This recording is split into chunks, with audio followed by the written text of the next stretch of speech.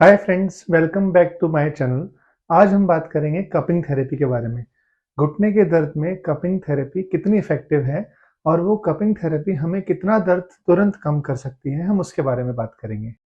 Cupping therapy एक ऐसी therapy है जो घुटने के अंदर इन्फ्लामेशन, सूजन, इडीमा, रेंज ऑफ मोशन कम होना, हमारा घुटना जो कम मुड़ता है वो पूरा मुड़ जाना और कई सारी चीजें हैं, कई सारी पैथोलॉजी है जिसको कवर करता है।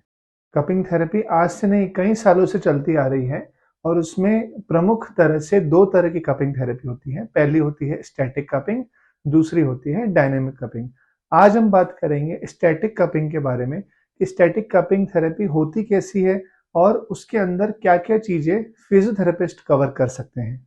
अब हम देखेंगे कपिंग थेरेपी कैसे होती है और उसको आपका फिजियोथेरेपिस्ट किस तरह से सही करके आपको रेंज ऑफ मोशन में इंप्रूवमेंट दे सकता है, आपको दर्द से राहत दे सकता है।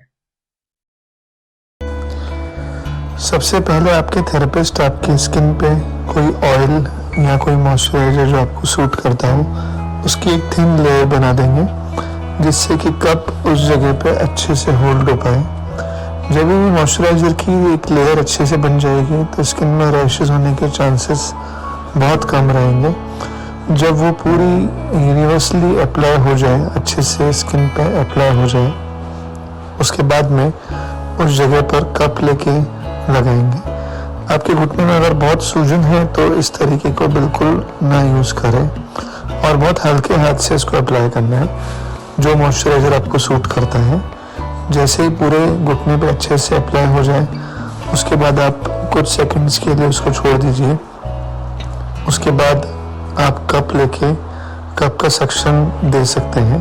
कप को स्किन पे बहुत जेंटली प्रेस करना होता है और उसको एक सिंगल स्ट्रेच देना होता है। हर किसी पेशेंट का स्किन का टॉलरेंस और खींचने की कैपेसिटी अलग होती है, वो अलग अलग लेवल पे स्ट्रेच होती है। एक कप होल्ड होने के बाद में आप उसको छोड़ के दूसरा कप स्ट्रेच करें। जब सेकंड कप स्ट्रेच होएगा तो उससे पूरी मसल्स अंदर की तरफ खिंच जाएगी। आपको इन ट्रांसपेरेंट कप में अच्छे से दिखाई देगा कि कैसे स्ट्रेच हो रहे हैं। इनमें बहुत फोर्स लगाने की ज़रूरत नहीं है। जो आपके थेरेपिस्ट जब आपको थेरेपी करेंगे तो उसमें बहुत ज़्यादा ताकत लगाने की ज़रूरत नहीं है और वो बहुत इजीली होल्ड रहेंगे। जब भी वो होल्ड हो जाए उसके बाद में आप उनको इस तरह से रिलीज़ कर सकते हैं। रिलीज़ करने के बाद में आप उनको वापस भी लगा सकते हैं और वापस लगाने के अलावा उनको हटा भी सकते हैं। कुछ पेशेंट्स में स्किन का स्ट्रेच बेरेबल नहीं होता है, सहन नहीं होता है, तो उनमें आप कपिंग ना करें। हम जब भी कपिंग थेरेपी की बात करेंगे उसके अंदर कपिंग थेरेपी किस रेंज की करनी चाहिए, किस लिमिट तक आप कपिंग थेरेपी कर सकते हैं और कौन कौन से इंडिकेशन, मतलब किन किन स्थिति में कपिंग थेरेपी करनी चाहिए और किन किन स्थिति में कपिंग थेरेपी नहीं करनी चाहिए, उसके बारे में डिस्कस करेंगे। सबसे पहले दोस्तों, हम जानते हैं कि जब भी हम कपिंग थेरेपी करेंगे उस जगह कोई खुला घाव नहीं होना चाहिए, उस जगह बहुत ज़्यादा सूजन नहीं होनी चाहिए। अगर आपकी मॉडरेट लेवल तक की सूजन है, घुटने में थोड़ी-सी ज़्यादा सूजन है, बहुत ज़्यादा सूजन नहीं है, तो आप कपिंग थेरेपी कर सकते हैं। कुछ बेसिक कॉन्ट्राइंडिकेशन है जो खून का थक्का जमना या खून से रिलेटेड प्रॉब्लम वाले मरीज नहीं कर सकते, अदरवाइज सभी तरह के मरीज कपिंग थेरेपी कर सकते हैं। कपिंग थेरेपी आप दिन के किसी भी समय करा सकते हैं। कपिंग के लिए ऐसा कुछ भी नहीं है, सिर्फ आपकी स्किन को कपिंग थेरेपी सूट करनी चाहिए। कई मरीजों की स्किन की टेक्सचर अलग होती है या स्किन में सेंसिटिविटी बहुत ज़्यादा होती है, इस वजह से कपिंग उन्हें सूट नहीं करती है। तो जिन्हें कपिंग सूट नहीं करती है या जिनको स्किन में बहुत ज़्यादा रैशेस हैं या कोई स्किन की प्रॉब्लम है तो वो कपिंग थेरेपी ना कराएं। अदरवाइज घुटने के दर्द में ऑलमोस्ट सारे केसेस में कपिंग थेरेपी बहुत ज़्यादा इफेक्टिव रहती है।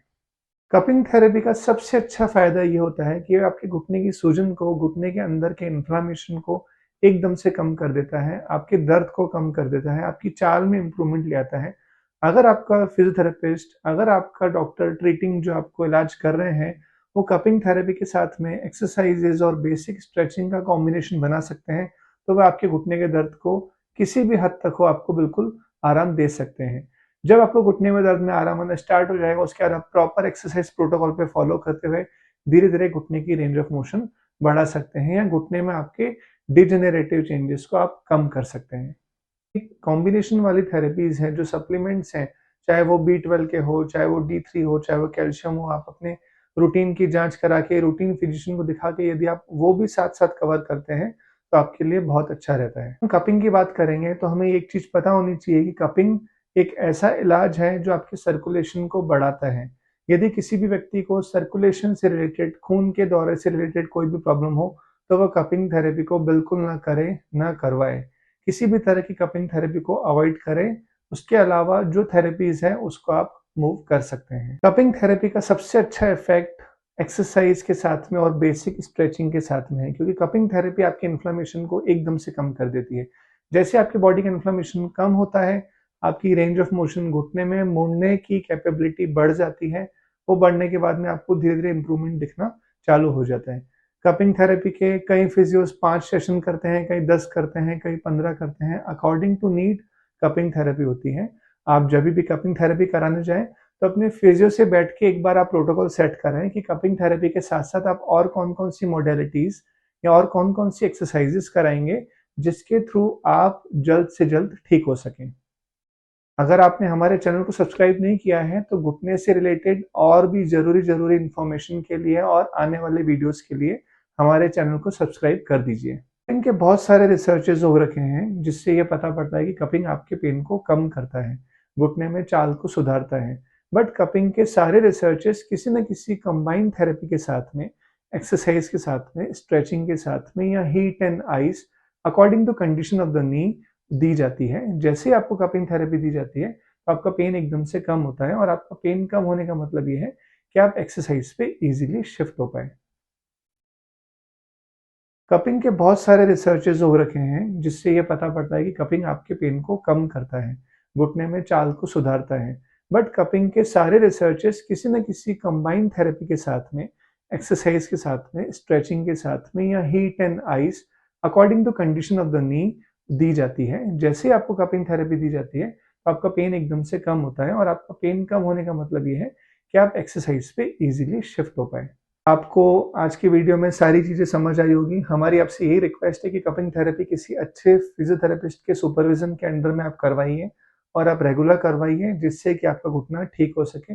Cupping is very, very effective therapy.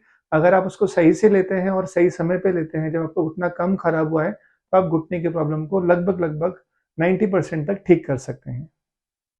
और आने वाले वीडियोज़ के लिए हमारे चैनल को देखते रहिए। Thank you.